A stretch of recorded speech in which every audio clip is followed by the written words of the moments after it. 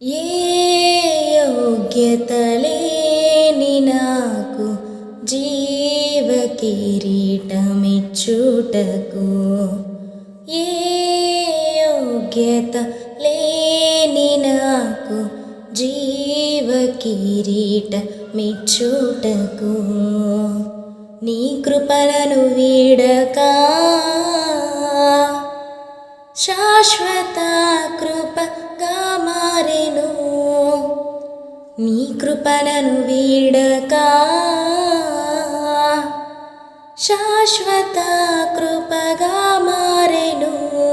కృపామయుడా నీలోన, కృపామయుడా నీలోన నివసింపజేసి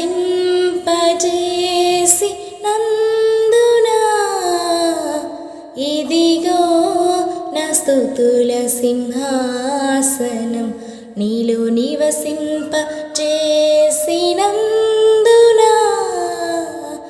ఇదిగో నా స్తుతుల సింహాసనం. కృపామయుడా. యేసయ్య ప్రేమను పొందుకోవడానికి మనం అర్హులము కాదు, యోగ్యులము కాదు. ఏ యోగ్యత లేని మనకు జీవ కిరీటం ఇవ్వడానికి ఆయన శిలువ మరణం పొంది ఆయన శాశ్వత కృపను మనపై కుమ్మరిస్తున్న యేసయ్యను మనస్ఫూర్తిగా ఆరాధించుకుందాం. హల్లెలూయా.